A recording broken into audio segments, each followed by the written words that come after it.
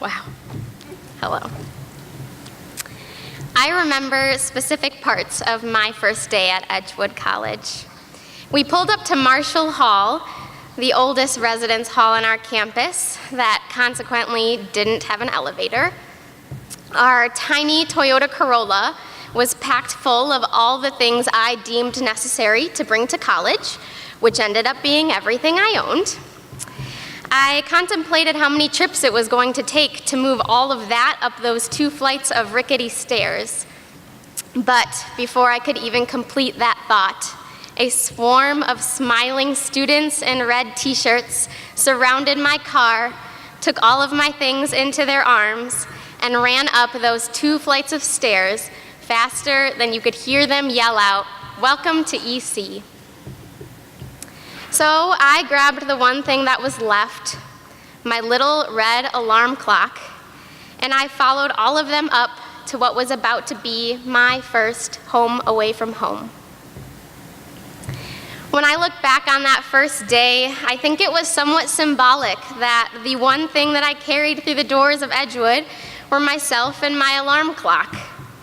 In reality, I was not prepared for what college had in store for me, but I literally and figuratively had nothing but time on my hands. There were moments throughout my college journey when I yearned for time to go faster. Moments like being met with the shock of my best friend announcing she was transferring schools. Living with the pain of losing my grandmother my first year away from home. And wrestling with depression during an especially difficult period of time. There were also moments where I wish time would have just stood still because I was overwhelmed with joy and gratitude. Moments like becoming cognizant of the fact that my tiny Catholic college was providing me with more cultural awareness than I could have ever predicted. Discovering that the high school student I was mentoring would soon teach me more than I could ever teach her. And studying in Mexico this past spring, realizing that I did not have to go far in order to have an eye-opening experience. Time will operate differently for each of us because of our individual experiences and perspectives. It often becomes a concept that many of us have to grapple with, and because of its complexity, our conversations of time could go in infinite directions. Our future philosophers here might get lost in a discussion about how there are no real ontological differences among past, present, and future because the differences are merely subjective. Our future sociologists and psychologists are going to explain that time is a social construct and an individual perception. And regardless of where we are coming from or where we are going, we as humans are going to construct time in specific and personal ways. Our future scientists might tell us that the secret to understanding time lies somewhere in the universe, in the laws of physics, the theories of evolution and relativity, in mathematics, black holes, and stardust.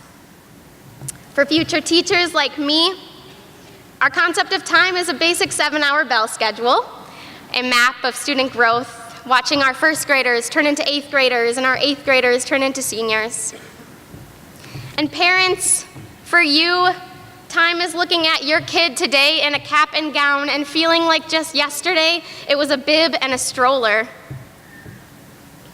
My mom is perhaps one of the most patient parents and people I know when it comes to her relationship with time. If she wasn't, I wouldn't be here today. As a single woman in her 30s, my mom knew that her last option for having a child would be adoption. But it wasn't until she was 42 years old that she was able to hold me in her arms. No matter who we are, timely expectations are going to be set up for us, whether we want them to be or not. And as almost college graduates, there are so many.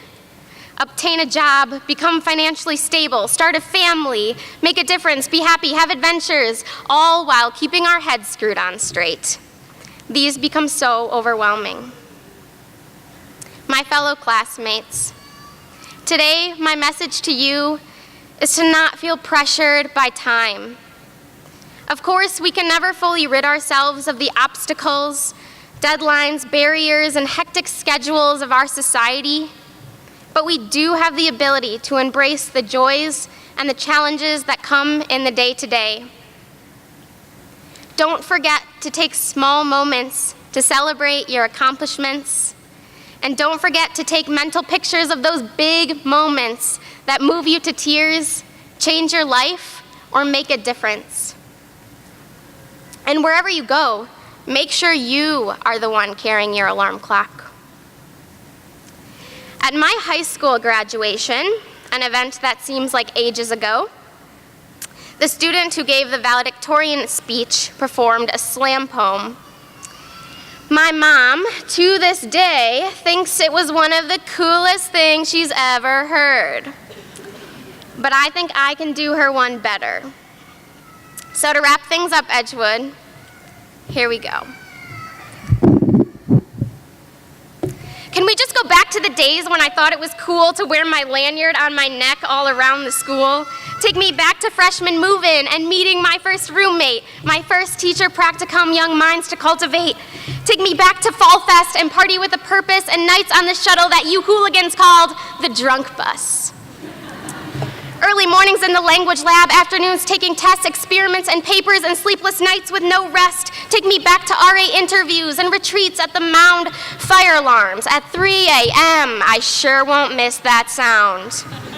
Can we go back to my first success and my first royal screw-up and learning, so much learning, and the, oh my God, am I grown up? Can we go back to all those friendships that were lost along the way? Go back to all the people that we forgot to thank. Go back to all the hurt and tell ourselves, it will be okay. No, but we can take all those moments and celebrate them today, remembering questions like who am I and who will I become, seeing this community struggle and seeing this community become one. Seeing mentors become friends and freshmen become leaders, minorities like me become empowered, and first generations become succeeders. Can we go back to the days before this cap and gown, before they hand me that paper, before I feel like I might drown in these fears about the future and these memories of the past, in this door about to open where it feels like no turning back? I guess something we can all remember to make this a bit more easy is that we do have what it takes. And even though this may seem cheesy, we'll have Edgewood in our veins and diplomas in our hands. We'll have the knowledge that we need and the ability to take a stand. This school taught us to live life compassionately and seek justice in all we do, to celebrate diverse community and search for truth in me and you, to remember that partnership is what helps us to grow stronger, and that heart speaks to heart will always be our alma mater. Thank you so much, and congratulations to the class of 2018.